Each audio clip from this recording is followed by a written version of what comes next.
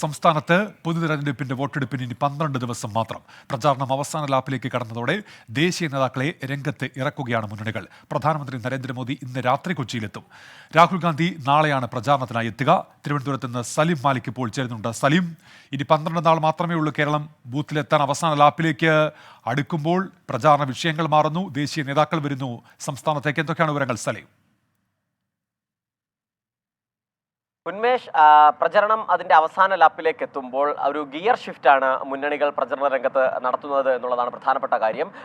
ഇപ്പോൾ ഏറ്റവും ഒടുവിലായി ദേശീയ നേതാക്കളുടെ ഒരു വലിയ നിര, അവരുടെ നിരന്തരമായ സമ്മേളനങ്ങൾ, പൊതുസമ്മേളനങ്ങൾ, റാലികൾ എന്നിവയാണ് മുന്നണികൾ പ്രധാനമായും ഇപ്പോൾ ആസൂത്രണം ചെയ്യുന്നത്. അതിന്റെ ഭാഗമായി നാളെ പ്രധാനമന്ത്രി നരേന്ദ്രമോദി ഒപ്പം രാഹുൽ ഗാന്ധി തുടങ്ങിയവർ വിവിധ സ്ഥലങ്ങളിൽ, വിവിധ മണ്ഡലങ്ങളിൽ പ്രചരണ പരിപാടികളിൽ പങ്കെടുക്കും. പ്രധാനമന്ത്രി ഇന്ന് തന്നെ എത്തും. അതിനുശേഷം നാളെ 2 പരിപാടികളാണ് പ്രധാനമന്ത്രിക്ക് ഉള്ളത്. അതിൽ ഒന്ന് ആലത്തൂർ മണ്ഡലത്തിലും മറ്റൊന്ന് തിരുവനന്തപുരം മണ്ഡലത്തിലുമാണ്. ആലത്തൂർ, തൃശൂർ എന്നീ മണ്ഡലങ്ങളെ ലക്ഷ്യം വെച്ചുകൊണ്ടാണ് ആലത്തൂർ മണ്ഡലത്തിൽ എത്തുന്നത്.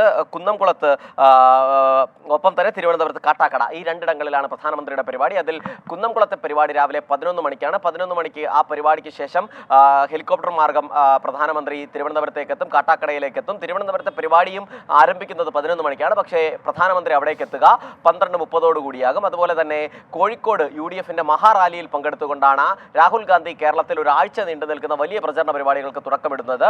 വൈകുന്നേരം 6 മണിക്കാണ് കോഴിക്കോട് UDFന്റെ മഹാറാലി ഉള്ളത്. അതിനുശേഷം അതിന്റെ പിറ്റേ ദിവസവും രാഹുൽ ഗാന്ധി സ്വന്തം മണ്ഡലമായ വയനാട്ടിൽ പ്രചരണം നടത്തും. അതിനുശേഷം 22-ാം തീയതി വരെ വിവിധ മണ്ഡലങ്ങളിൽ, കോട്ടയം, തിരുവനന്തപുരം തുടങ്ങിയ വിവിധ മണ്ഡലങ്ങളിൽ രാഹുൽ ഗാന്ധിയുടെ പ്രചരണ പരിപാടികളും റാലികളും പൊതുസമ്മേളനങ്ങളുമുണ്ട്. CPM-ഉം LDF-ഉം ആ നിലയിൽ തന്നെ ദേശീയ നേതാക്കളെ രംഗത്തിറക്കിക്കൊണ്ട് പ്രചരണം കൊഴുപ്പിക്കുകയാണ്. മാത്രമല്ല പ്രചരണ വിഷയങ്ങളിലും ഓരോ ദിവസവും മാറി മാറി വരുന്ന വിഷയങ്ങളായി പ്രചരണ രംഗം കൊഴുക്കുകയുമാണ്. ഉന്മേഷ്, സലിം മാലിക്കാണ് തിരുവനന്തപുരത്ത് നിന്ന് വിശദാംശങ്ങൾ നൽകിയത്. ലോകത്തെവിടെയായാലും ഏത് സമയത്തും 24 വാർത്തകളും ഓഗ്മെന്റഡ് റിയാലിറ്റി പാക്കേജുകളും എക്സ്പ്ലെയിനറുകളും വിശദമായി കാണാൻ ഞങ്ങളുടെ YouTube ചാനൽ നിങ്ങൾക്ക് സബ്സ്ക്രൈബ് ചെയ്യാം.